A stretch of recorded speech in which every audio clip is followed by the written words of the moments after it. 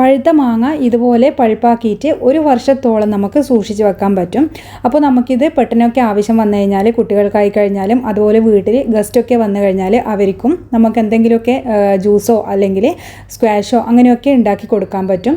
അതുപോലെ തന്നെ ഇത് നമ്മൾ ഫ്രീസറിലല്ല സൂക്ഷിച്ച് വെക്കുന്നത്, സാധാരണ ഫ്രിഡ്ജിലാണ് സൂക്ഷിച്ച് വെക്കുന്നത്.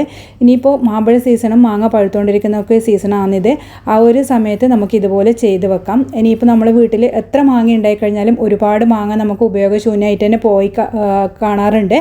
അതുപോലെ തന്നെ നമ്മൾ ആൾക്കാർക്കൊക്കെ കൊടുത്തു കഴിഞ്ഞാലും നമ്മൾ എത്ര തിന്നു കഴിഞ്ഞാലും എപ്പോഴും നമുക്ക് ബാക്കിയാകും. അപ്പോൾ അങ്ങനെയൊക്കെയുള്ള സമയത്ത് നമുക്ക് മാങ്ങ അങ്ങനെ അധികം കളയാണ്ട് ഇതുപോലെയൊക്കെ സൂക്ഷിച്ച് വെക്കാൻ പറ്റും. മാമ്പഴം പഴുപ്പാക്കിയിട്ട് അല്ലാണ്ട് നമുക്ക് മാങ്ങ ഇതുപോലെ കഷ്ണങ്ങളാക്കിയിട്ടൊക്കെ സൂക്ഷിച്ച് വെക്കാൻ പറ്റും. അതിൻ്റെ വീഡിയോ ഞാൻ ഇട്ടിട്ടുണ്ട്. അതും നമുക്ക് ഫ്രീസറിലാണ് നമ്മൾ സൂക്ഷിച്ച് വെക്കുന്നത്. നമ്മളൊരു കണ്ടെയ്നറിലോ അതുപോലെ സിപ്പിലോ കവറിലൊക്കെ ഇട്ടിട്ട് സൂക്ഷിച്ച് വെക്കുന്ന ആ ഒരു വീഡിയോ ഉണ്ട്. അപ്പോൾ കാണാത്തവരുണ്ടെങ്കിൽ തീർച്ചയായിട്ടും ഒന്ന് കാണാം. അപ്പോൾ നമുക്കിത് മാമ്പഴം എങ്ങനെ പഴുപ്പാക്കിയിട്ട് സൂക്ഷിച്ച് വെക്കാൻ നോക്കാം. അപ്പോൾ ഞാനിത് ഇവിടെ 3 മാങ്ങയാണ് എടുക്കുന്നത്. നിങ്ങൾക്ക് കാണിച്ചു തരാൻ വേണ്ടിയിട്ടാണ് 3 എടുത്തത്. അപ്പോൾ ഇത് നല്ല പഴുത്ത നല്ല മധുരമുള്ള മാങ്ങയാണ്. അപ്പോൾ അതിന് തൊലിയെല്ലാം കളഞ്ഞിട്ട് കഴുകിയതിന് ശേഷം ഞാനിതൊന്ന് കട്ട് ചെയ്ത് വെച്ചിട്ടുണ്ട്. ഇപ്പോൾ ചെറിയ പീസായിട്ട് കട്ട് ചെയ്ത് വെക്കുക. ഇനിയിപ്പോൾ നമ്മൾ ചെയ്യുന്നതെന്ന് പറഞ്ഞാൽ നമ്മൾ മിക്സീൻ്റെ ജാറിലിട്ടിട്ട് ഇതൊന്ന് നല്ലപോലെ ഒന്ന് അരച്ചെടുക്കണം. അപ്പോൾ നമ്മളിതിൽ വെള്ളം ചേർക്കാണ്ടാണ് അരച്ചെടുക്കുന്നത്.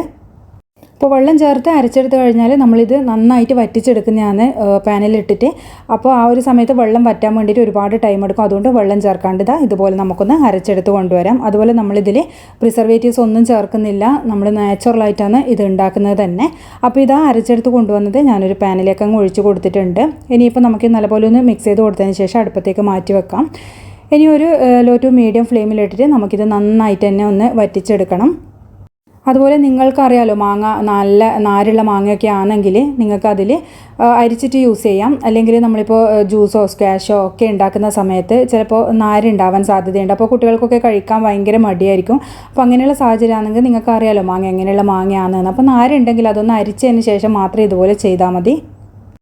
അപ്പോൾ ഈ മാങ്ങ ഇതൊന്ന് ചൂടായി വരുന്ന സമയത്ത് നമ്മൾ ഇതിലേക്ക് 1 ടേബിൾ സ്പൂൺ നാരങ്ങ നീര് ചേർക്കുന്നുണ്ട്. അപ്പോൾ നാരങ്ങ നീര് ചേർക്കുന്നത് നമ്മളിത് മോശമായി പോകാണ്ടിരിക്കാൻ വേണ്ടിയിട്ടാണ്. അപ്പോൾ 1 ടേബിൾ സ്പൂൺ മാത്രം ചേർത്ത് കൊടുത്താൽ മതി. എന്നിട്ട് നല്ലപോലെ എല്ലാ ഭാഗത്തും എത്തുന്ന വിധത്തിൽ നമുക്കിത് യോജിപ്പിച്ച് കൊടുക്കാം. വേറെ അല്ലാണ്ട് നമ്മളൊരു പ്രിസർവേറ്റീവ്സും ചേർക്കുന്നില്ല. നമ്മൾ ചക്ക വരട്ടുന്നതൊക്കെ ഉണ്ടാക്കുമ്പോൾ നമ്മൾ മേത്തേക്ക് പൊട്ടിത്തെറിക്കാറില്ല, അതുപോലെ തന്നെ ഈ മാങ്ങയും വരട്ടുന്ന സമയത്ത് മേലേക്ക് അങ്ങ് പൊട്ടിത്തെറിക്കും. അപ്പോൾ കുറച്ച് ദൂരം നിന്നിട്ട് വേണം ഇത് നിങ്ങൾ ഇളക്കിയെടുക്കാൻ വേണ്ടിയിട്ട്. അപ്പോൾ ഈ ഒരു സമയത്ത് ഹൈ ഫ്ലെയിമിലൊക്കെ ഇട്ടാലും കുഴപ്പമൊന്നുമില്ല. ലാസ്റ്റോട്ട് ഒന്ന് ലോ ഫ്ലെയിമിലിട്ടിട്ട് നന്നായിട്ട് വറ്റിച്ചെടുത്താൽ മതി. അപ്പോൾ നന്നായിട്ട് തിളക്കാൻ തുടങ്ങിയിട്ടുണ്ട്. അപ്പോൾ നമ്മൾ ഈ മാങ്ങ അരക്കുന്ന സമയത്ത് വെള്ളം ചേർത്ത് അരച്ചെടുത്തിട്ടുണ്ടെങ്കിൽ ഒരുപാട് സമയം നമുക്ക് വേണ്ടി വരും ആ വെള്ളം കൂടി ഒന്ന് വറ്റി കിട്ടാൻ വേണ്ടിയിട്ട്. ഇത് ഏകദേശം എനിക്കൊരു 20 മിനിറ്റ് മുതൽ 30 മിനിറ്റിനിടയിൽ തന്നെ നന്നായിട്ട് തന്നെ വറ്റി കിട്ടിയിട്ടുണ്ട്. അപ്പോൾ ഇത് ഏകദേശം കുറച്ച് ഞാൻ ഫ്ലെയിമൊക്കെ കൂട്ടി വെച്ചിട്ടുണ്ട്. ഒരു അരമണിക്കൂർ എത്തി ഏകദേശം ഇത് നല്ല പോലെ ഒന്ന് വറ്റി കിട്ടിയിട്ടുണ്ട്.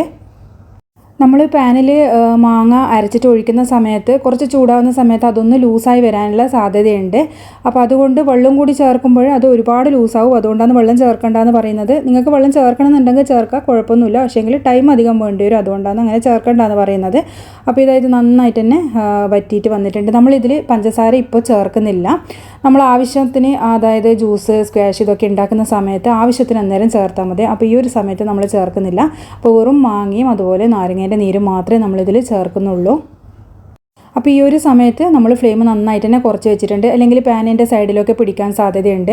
അതുപോലെ തന്നെ നമ്മൾ കൈയെടുക്കാണ്ട് തന്നെ ഇളക്കിക്കൊണ്ടേയിരിക്കണം. പാനായി കഴിഞ്ഞ് കഴിഞ്ഞാലും ഈ സൈഡിലൊക്കെ പിടിക്കാൻ സാധ്യതയുണ്ട്. നമ്മൾ അലുവയൊന്നും ഉണ്ടാക്കുന്ന പോലെ നെയ്യൊന്നും ചേർക്കുന്നില്ലല്ലോ. അപ്പോൾ അതുകൊണ്ട് കൈയെടുക്കാണ്ട് ഇതിൽ തന്നെ നിങ്ങൾ ശ്രദ്ധിച്ചുകൊണ്ടേയിരിക്കണം.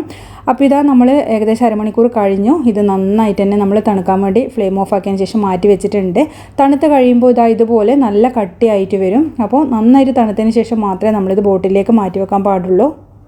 അപ്പോൾ ഞാൻ 3 മാങ്ങ എടുത്തിട്ട് എനിക്ക് ആകെ ഈ ഒരു ചെറിയൊരു കപ്പിൽ മാത്രമേ കിട്ടിയിട്ടുള്ളൂ. അപ്പോൾ ഒരുപാട് മാങ്ങയൊക്കെ ഉണ്ടാകുന്ന സമയത്ത് നിങ്ങൾക്ക് വലിയ കുപ്പിയിലൊക്കെ സൂക്ഷിച്ച് വെക്കാം. അപ്പോൾ ഞാനത് നിങ്ങൾക്ക് കാണിക്കാൻ വേണ്ടിയിട്ടാണ് കപ്പിലേക്ക് മാറ്റുന്നത്. അപ്പോൾ ഇതുപോലെ നല്ല തിക്കായിട്ടാണ് ഉണ്ടാകുക.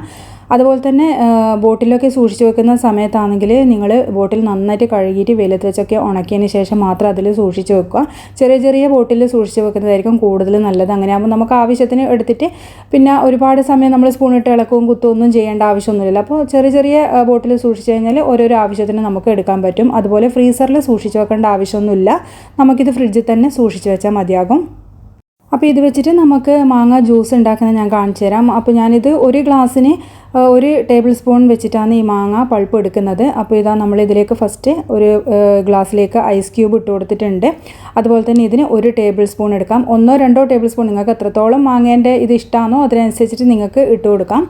അതിനനുസരിച്ചിട്ട് പിന്നെ നമുക്ക് പഞ്ചസാരയൊക്കെ ആഡ് ചെയ്യാം. അപ്പോൾ ഈ ഒരു സമയത്ത് പഞ്ചസാര ആഡ് ചെയ്യുന്നതായിരിക്കും നല്ലത്. ആദ്യമൊക്കെ നമ്മൾ വരട്ടുന്ന സമയത്ത് ചേർത്ത് കഴിഞ്ഞാൽ ചിലപ്പോൾ ഒരുപാടായി പോകും, അല്ലെങ്കിൽ കുറഞ്ഞു പോകും. അപ്പോൾ ഈ ഒരു സമയത്ത് നമുക്ക് നമ്മൾ ഇഷ്ടത്തിനനുസരിച്ചിട്ട് വേണമെങ്കിൽ ചേർക്കാമല്ലോ. അപ്പോൾ ഇതാ ഞാൻ പഞ്ചസാരയും ചേർത്തിട്ടുണ്ട്. എന്നിട്ട് നല്ല തണുത്ത വെള്ളം ചേർത്തിട്ട് നല്ല പോലെ നമുക്കിതൊന്ന് മിക്സ് ചെയ്യാം.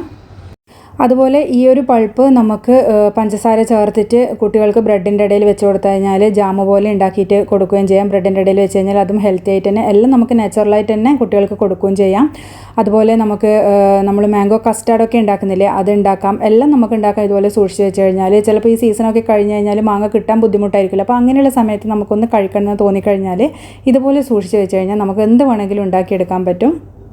അപ്പോൾ നിങ്ങൾക്ക് ആദ്യമേ പഞ്ചസാര ചേർത്തിട്ട് നിങ്ങൾക്ക് വരട്ടി വെക്കാനാണ് താല്പര്യമെങ്കിൽ അങ്ങനെ ചെയ്ത് വെക്കാം. അപ്പോൾ വീഡിയോ എല്ലാവർക്കും ഉപകാരമായി എന്ന് വിചാരിക്കുന്നു. അപ്പോൾ ഈ ഒരു സീസണിൽ എന്തായാലും നിങ്ങൾ തീർച്ചയായിട്ടും ഒന്ന് ട്രൈ ചെയ്ത് നോക്കുക. ചാനൽ കണ്ടിട്ട് സപ്പോർട്ട് ചെയ്യാൻ മറക്കരുത്. ഇനി നമുക്ക് അടുത്ത വീഡിയോയിൽ പുതിയൊരു റെസിപ്പിയുമായിട്ട് കാണാം. താങ്ക്